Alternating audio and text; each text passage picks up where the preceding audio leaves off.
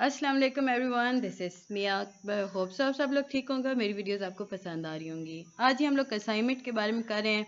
Assignment number 1 आपकी आ चुकी है 610 की, यानी कि कंप्यूटर नेटवर्क की। इसकी आज लास्ट डेट है। गाइस, अगर आप लोग को मुझसे असाइनमेंट करानी हो तो काइंडली मुझे पहले आप असाइनमेंट दे दिया करें, लास्ट डेट पे मत दिया करें, बहुत इशू हो जाता है। तो मैंने ये असाइनमेंट बनाई आज है, तो मैंने सोचा आप लोग के साथ भी शेयर कर दी जाए। तो चले जी असाइनमेंट की तरफ चलते हैं। ऊपर तो सब एक चीज़ होती है, हम डायरेक्ट क्वेश्चंस की तरफ चलेंगे। काइंडली मेरे चैनल को लाइक और सब्सक्राइब ज़रूर कर दीजिएगा। हार्डली ये 2-3 मिनट्स की होगी। मैं आपको टू द पॉइंट क्लियर बताऊंगी, कोई फालतू चीज़ नहीं निकाल के दे रही। मुझे पता होता है कि आप लोग सिंपल असाइनमेंट देखेंगे, आंसर ढूंढेंगे, सोल्यूशन करके दे देंगे। थोड़ा सा तब्दीली किया करें अल्फाज में, बट इसमें कोई तब्दीली नहीं हो सकती थी। तो चलिए जी शुरू करते हैं। सपोज क्वेश्चन नंबर 1 है जी आपके पास। Suppose even partial error detection scheme is used with the data unit 1001001. You are required to find the code word that will transmit to the receiver. Give your answer in the following table. अच्छा, अब आपसे कहा गया कि suppose करें आपके पास एक receiver है, उसके ये कोड है 1001001. आपने अब इसका कोड वर्ड लिखना है।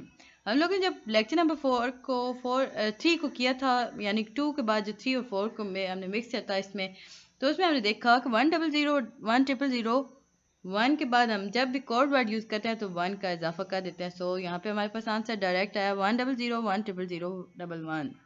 इसके बाद हमारे पास आया suppose if during the transmission the code get modified due to some error given in a table, you are required to identify the code word that will be not detected at the receiver end.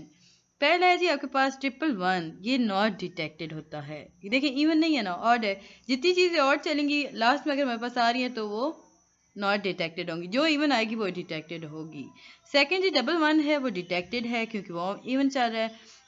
111 है, not detected है, बाकी सारे not detected आते हैं।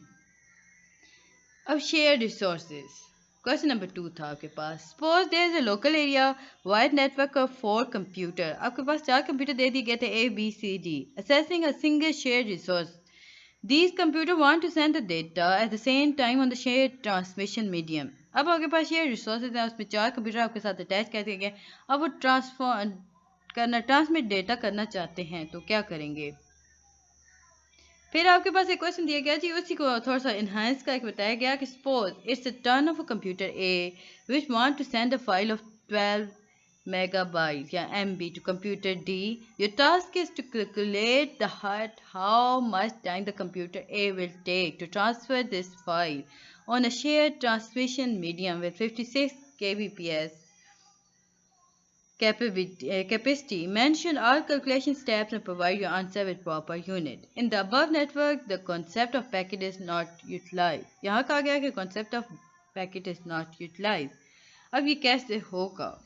हमने simple solution लिखा जी, 12 को multiply, ये 12 था, इसे मल्टीप्लाई किया 10⁻6 बाइट के साथ, फिर इसे मल्टीप्लाई किया 8 बाइट स्लैश बिट्स, यानी बाइट्स या बिट्स लेने, फिर इन्हें डिवाइड किया 60 सेकेंड पर मिनट।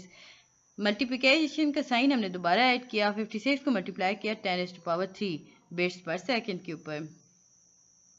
अब इसका आंसर हमारे पास आया जी 28.57 मिनट्स। अब जब हमारे पास 28.57 मिनट्स, ये तो हमारे पास प्रॉपर आंसर आ गया। ठीक है जी, जो उन्होंने कहा था हमने कैलकुलेट कर दिया।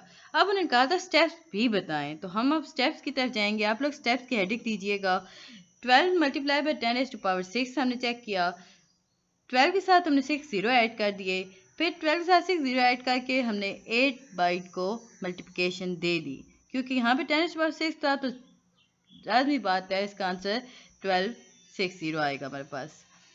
तो इसके बाद हमने 8 के साथ जब इसे मल्टीप्लिकेशन दी तो 96, फिर हमारे पास 6 ज़ीरो आ गए।